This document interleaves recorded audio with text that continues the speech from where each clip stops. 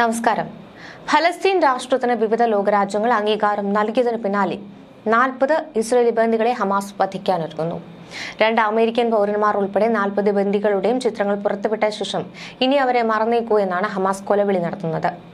അത്തരമൊരു നീക്കമുണ്ടായാൽ ഗാസ മുനമ്പ് എന്ന ഭൂപ്രദേശത്തെ ചാരക്കൂനയാക്കാൻ മണിക്കൂറുകളെ വേണ്ടിവരുമെന്നാണ് ഇസ്രയേൽ പ്രധാനമന്ത്രി നെതന്യാഹുവിന്റെ അന്ത്യശാസനം. ഗാസ സിറ്റിയിൽ ശേഷിക്കുന്ന പാർപ്പിട സമുച്ചയങ്ങളും ബോംബ് വെച്ച് തകർക്കുന്നത് തുടരുന്ന ഇസ്രയേൽ സൈന്യം കഴിഞ്ഞ ദിവസം നടത്തിയ ആക്രമണങ്ങളിൽ 46 ഫലസ്തീനികളാണ് കൊല്ലപ്പെട്ടത്. ഗാസ സിറ്റിയിലെ അഭയാർത്ഥി ക്യാമ്പിലെ ബോംബ് ആക്രമണത്തിലാണ് 19 സ്ത്രീകളടക്കം 40 പേർ കൊല്ലപ്പെട്ടത്.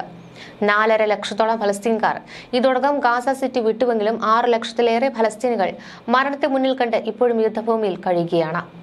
ഫലസ്തീനെ ഏതെങ്കിലും രാജ്യങ്ങൾ അംഗീകരിച്ചാലും ഫലസ്തീൻ എന്ന രാജ്യത്തെയും അതിനെ സംരക്ഷിക്കുന്ന ഹമാസ് എന്ന ഭീകര സംഘടനയെയും ഉന്മൂലനം ചെയ്യാതെ പിന്നോട്ടില്ലെന്ന് ഇസ്രയേൽ പ്രധാനമന്ത്രി ബെഞ്ചമിൻ നെതന്യാഹു അന്ത്യശാസനം നൽകിയിരിക്കുന്നത്. ഫലസ്തീനെ ബ്രിട്ടനും കാനഡയും ഓസ്ട്രേലിയയും അംഗീകരിച്ചതിന് പിന്നാലെ ഗാസ സിറ്റിയിൽ ഇസ്രയേൽ ആക്രമണം ശക്തമായിരിക്കുകയാണ്. കഴിഞ്ഞ ദിവസം ഇന്നുമായി 120 പേരെയാണ് ഇസ്രയേൽ സൈന്യം വകവരുത്തിയത്. ഫലസ്തീനെ രാഷ്ട്രമായി അംഗീകരിച്ച UK, കാനഡ, ഓസ്ട്രേലിയ തുടങ്ങിയ രാജ്യങ്ങൾക്ക് ഇസ്രയേൽ മുന്നറിയിപ്പ് നൽകുക മാത്രമല്ല, ഇസ്രയേലിലെ സാങ്കേതിക സഹായങ്ങൾ വെട്ടിച്ചുരുക്കുമെന്നും നെതന്യാഹു പറയുന്നു. കൃഷിയിലും ആയുധ നിർമ്മാണത്തിലും ഉൾപ്പെടെ ഈ രാജ്യങ്ങൾക്ക് ഇസ്രയേൽ വിദഗ്ധരുടെ സേവനം എക്കാലവും ലഭ്യമാക്കുന്നുണ്ട്. 2023 ഒക്ടോബർ 7 ഹമാസിന്റെ അതിഭീകരമായ കൂട്ടക്കൊലയ്ക്ക് ശേഷവും ഫലസ്തീനെ അംഗീകരിക്കുന്ന നേതാക്കൾക്കായി ഒരു കൃത്യമായ സന്ദേശം നൽകുകയാണെന്നും ഫലസ്തീനെ അംഗീകരിച്ച നടപടി അങ്ങേയറ്റം മണ്ടത്തരമാണെന്ന് നെതന്യാഹു പ്രഖ്യാപിച്ചതോടെ ഇനി എന്തും സംഭവിക്കുമെന്ന സാഹചര്യമാണുള്ളത്. ജോർദാൻ നദിയുടെ പടിഞ്ഞാറ് ഭാഗത്ത് ഫലസ്തീൻ എന്ന രാഷ്ട്രം ഇനി ഒരിക്കലും ഉണ്ടായിരിക്കില്ല.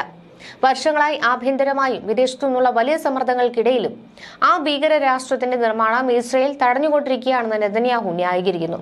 അമേരിക്കൻ സന്ദർശനത്തിന് ശേഷം ബ്രിട്ടൻ, കാനഡ, ഓസ്ട്രേലിയ എന്നീ രാജ്യങ്ങൾക്ക് മറുപടി നൽകുമെന്നുമാണ് നെതന്യാഹു പറയുന്നത്. അടുത്ത ദിവസം ഫ്രാൻസ് ഉൾപ്പെടെ ഏതാനും പാശ്ചാത്യ രാജ്യങ്ങൾ ഫലസ്തീനെ അംഗീകരിക്കുമെന്നാണ് റിപ്പോർട്ടുകൾ പുറത്തുവരുന്നത്. ഫ്രാൻസ് ലോകത്തിലെ ഏറ്റവും വലിയ ആയുധ ശക്തിയെ വളർന്നതിന് പിന്നിൽ ഇസ്രയേലിന് വലിയൊരു സഹായം ഉണ്ടായിട്ടുണ്ട്. ഫ്രാൻസിന്റെ യുദ്ധവിമാന നിർമ്മാണത്തിലെ പ്രധാന സാങ്കേതിക വിദ്യ ഏറെക്കാലമായി ഇസ്രയേലിൻ്റെതാണ്. യുദ്ധവിമാന വിൽപ്പനയാണ് ഫ്രാൻസിന്റെ പ്രധാന വരുമാന സ്രോതസ്സുകളിലൊന്ന്. നിലവിൽ ഫലസ്തീന് അന്താരാഷ്ട്ര അംഗീകാരമുള്ള അതിർത്തികളും തലസ്ഥാനവും സൈന്യവുമില്ല. വെസ്റ്റ് ബാങ്കും ഗാസയുമാണ് ഫലസ്തീന്റെ ഇപ്പോൾ കൈവശമുള്ള ഭാഗങ്ങൾ. പല രാജ്യങ്ങളിലും നയതന്ത്ര കാര്യാലയങ്ങൾ ഉണ്ടെന്നത് മാത്രമല്ല, ഫലസ്തീന്റെ ടീമുകൾ ഒളിമ്പിക്സുകൾ ഉൾപ്പെടെയുള്ള അന്താരാഷ്ട്ര കായിക മത്സരങ്ങളിൽ പങ്കെടുക്കുന്നുണ്ട്. ഫലസ്തീന് ഐക്യരാഷ്ട്രസഭയിൽ നിരീക്ഷണ പദവി ഉണ്ടെങ്കിലും വോട്ടവകാശമില്ല. തീവ്രവാദത്തിനും തീവ്രവാദികൾക്കും സമ്മാനം കൊടുക്കേണ്ടതുണ്ടോ എന്നാണ് ഫലസ്തീൻ എന്ന പേരിൽ ഒരു രാഷ്ട്രം വേണമെന്ന് വാദിക്കുന്ന രാജ്യങ്ങളോട് നെതന്യാഹു ചോദിക്കുന്നത്. അതിന് തന്റെ ചങ്കിൽ ജീവനുള്ളിടത്തോളം കാലം അനുവദിക്കില്ലെന്നാണ് നെതന്യാഹു ആവർത്തിച്ച് പ്രഖ്യാപിക്കുന്നത്. ഇസ്രയേലിനെ യഹൂദർ കടന്നുകയറി ഗാസയുടെ വലിയൊരു ഭാഗം ഭാവിയിൽ ഇസ്രയേലിന്റെ ഭാഗമാക്കി മാറ്റുമെന്ന് തന്നെയാണ് നെതന്യാഹു പ്രഖ്യാപിച്ചിരിക്കുന്നത്.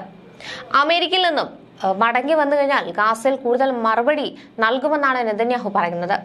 ഗാസ പിടിച്ചെടുക്കാൻ അമേരിക്ക ഇസ്രയേലിന് കൂടുതൽ ആയുധങ്ങൾ നൽകും. ഇതിന് മുന്നോടിയായിട്ടാണ് കഴിഞ്ഞ 4 ദിവസത്തിൽ 6 ഇസ്ലാമിക രാഷ്ട്രങ്ങളെ ഇസ്രയേൽ ആക്രമിച്ചത്. ഹമാസ് തീവ്രവാദികളുമായി ബന്ധപ്പെടുകയോ അവർക്ക് സഹായവും അഭയവും നൽകുന്ന രാജ്യങ്ങളെയാണ് ഇസ്രയേൽ ആക്രമിക്കുന്നത്. 150-ലേറെ രാജ്യങ്ങളാണ് ഫലസ്തീൻ രാഷ്ട്രത്തിന് പിന്തുണയുമായി എത്തിയതെന്നത് നെതന്യാഹുവിനെ ചൊടിപ്പിക്കുന്നുണ്ട്. ഇസ്രയേൽ ബന്ദികളെ വിട്ടയക്കുവാൻ ഹമാസ് തയ്യാറാകണമെന്നും സമാധാനം പുനഃസ്ഥാപിക്കാനുള്ള സാധ്യതകൾ അവസാനിച്ചിട്ടില്ല എന്നുമാണ് ഫലസ്തീനെ സ്വതന്ത്ര രാഷ്ട്രമായി അംഗീകരിച്ച് ബ്രിട്ടന്റെ പ്രതികരണം. ആൻഡോറ, ബെൽജിയം, ലക്സംബർഗ്, മാൾട്ട, മൊണാക്കോ അടക്കമുള്ള രാജ്യങ്ങളും ന്യൂയോർക്കിൽ നടന്ന സമ്മേളനത്തിൽ ഫലസ്തീനെ സ്വതന്ത്ര രാഷ്ട്രമായി അംഗീകരിച്ചിരുന്നു. അതേസമയം ലോകരാഷ്ട്രങ്ങളിൽ 80% ഫലസ്തീനെ സ്വതന്ത്ര രാജ്യമായി അംഗീകരിക്കുന്നത് ഇസ്രയേൽ മേൽ സമ്മർദ്ദം വർദ്ധിക്കുവാൻ കാരണമായിട്ടുണ്ട്. സ്പെയിൻ, നോർവേ, അയർലൻഡ് അടക്കമുള്ള രാജ്യങ്ങൾ കഴിഞ്ഞ വർഷം ഫലസ്തീനെ സ്വതന്ത്ര രാജ്യമായി അംഗീകരിച്ചിരുന്നു. ഇതിനെ ഹമാസ് തീവ്രവാദത്തെ ഒരിക്കലും പ്രോത്സാഹിപ്പിക്കുകയോ പിന്തുണയ്ക്കുകയോ ചെയ്യില്ലെന്ന ഫലസ്തീൻ പ്രസിഡന്റ് മഹ്മൂദ് അബ്ബാസ് പ്രസ്താവിച്ചത് കവലയിലെ കപടപ്രസംഗമെന്നാണ് നെതന്യാഹു പറഞ്ഞത്. ഇസ്രയേലിന്റെ ഏറ്റവും വലിയ സഖ്യകക്ഷികളായിരുന്ന Britain, Australia, Canada, Portugal, France എന്നീ രാജ്യങ്ങൾ ഫലസ്തീനെ ഒരു സ്വതന്ത്ര രാഷ്ട്രമായി ഔദ്യോഗികമായി അംഗീകരിച്ചത് നെതന്യാഹുവിന് ഉൾക്കൊള്ളാനാകുന്നില്ല.